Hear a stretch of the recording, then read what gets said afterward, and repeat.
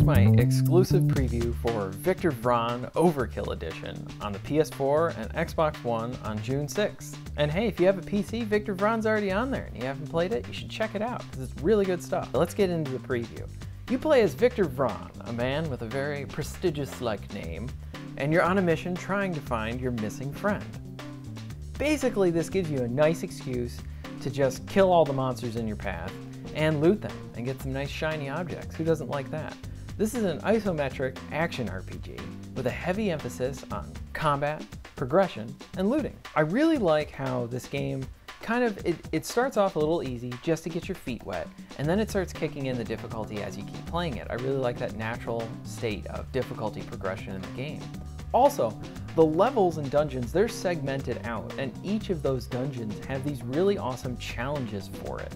Now, they're not just there so you're trying to get a trophy or an achievement, but each time you complete a challenge, you either get gold, loot, or experience. And what's neat is there's this heavenly divine flag that falls down from the sky and it spits out all these experience balls and you collect them. I don't know, it's really satisfying and it's cool to see the little experience thing pop up like that. I find the game very addicting. It's extremely addicting to play and it's a lot of fun because you're always earning something, whether it's a new weapon or it's a new skill, something like you always feel like you're going somewhere in this game, and I like that it keeps this up. You get these cool passive buffs that you earn as you level up. They're called these destiny cards, and you can equip a certain amount of them, and based on what you have, basically Victor Vran, you can turn him into different character class archetypes if you want, based on what you have equipped. If you want him to be more of a tank class, then go with lots of health and lots of armor.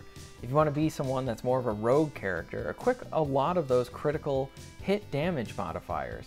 You can kind of have that. I like how they give you a lot of freedom with that area. Now, something that is a little bit different than most RPGs is that in most RPGs, you choose a character archetype, like a wizard or a necromancer, and there's skills associated with those archetypes. Here, all the skills are associated with the weapons. So if you're using a sword, the sword has different abilities than, say, the hammer. I really enjoyed using the hammer. The hammer has this big ability where you jump flying up in the air like Thor, and you hold your hammer and you slam it on the ground, and you steal all the health from the enemies that you hit. Or you can use the sickle, which basically you turn into Wolverine for one of the abilities, and you keep spinning around hitting all the enemies with these quick hits. I love that. I want to be able to get like no cooldown for that ability and just keep hitting them with the Wolverine claws. And as you play the game, you'll probably notice that Victor Vran sounds very familiar. It is Geralt of Rivia from the Witcher series, and I love his voice. It's very gravelly, very Batman, but in a fantasy setting. And you're also teased by this other voice in the game, and he's only known as the Voice, and this is a mysterious figure, and he basically heckles you while you play the game. Provides nice comic relief to the game too, which is cool because the setting in itself, it's kind of bleak with all the monsters running about and you having to take them out, so it's nice to kind of have that lightness to the game too. The music is also very good in this game. Gets appropriately epic when needed, and when you're exploring, it has those really awesome fantasy and mystical themes to it. Now, if you do find the game to be a little too easy, there's these modifiers that you can equip, similar to the skulls in Halo, but if you have these modifiers equipped, it'll net you either more gold or more experience, and it will make the game a lot harder. I do like this because you basically can tweak the game to your own liking. The game gets increasingly more engaging as you keep playing it. I've played Victor Vran now for about 12 hours, and I can't stop playing it. It's just very good. You also get a dodge roll. Who doesn't love dodge rolls in games? You get different special abilities where you can rain down meteors from the sky.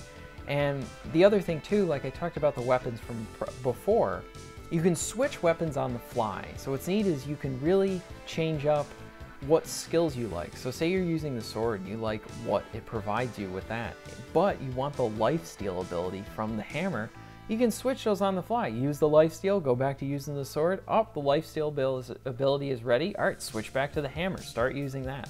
I like that there's a lot of that really fun experimentation in the game. The game runs at a wonderful 60 FPS, and I love this because most console games can, well, barely hit 30. But here, I mean, we get 60, so they're doing doubly better. And there's a lot of enemies on screen sometimes, and there's this one boss fight I had where there was just there's a shit ton of spiders you had to just swat and take them out and stomp them. and it never buckled. It ran wonderfully, and I love that. This game also has, and it's sorely missing in many modern titles, is 2-player offline co-op and 4-player online co-op. I love that this is an option in the game. It's perfect too, because this is releasing, well, right when summer's starting. So this is gonna be a great summer game to play. You know, your friends, you're on vacation or whatever, you wanna have a couple buddies over, get a pizza, pop in the old Viktor Vran. I think this is gonna be a great one to play. Now, like I said before, the game comes out on June 6th, and it looks like it's shaping up to be one hell of a title. Look forward to my review in the coming week. This is a big game to cover too. I'm playing the base game right now, and the Overkill edition gives you the base game and 2 expansion packs with it, all for 40 bucks. That's a lot of content right here, and I've only played 12 hours of it. And if you factor in the co-op, you got a lot to really enjoy so far. And so far, performance has been very good, and I hope the rest of this game keeps up that good performance. Now, I want to say thank you very much to the developers and publishers of the game for providing me with a review copy of this game. And thank you very much for watching this review, or preview, sorry, the review is coming. And if you enjoyed this video, please leave me a like. And if you want to see more content like this, please subscribe. I hope you all have a good week, and I'll see you next time.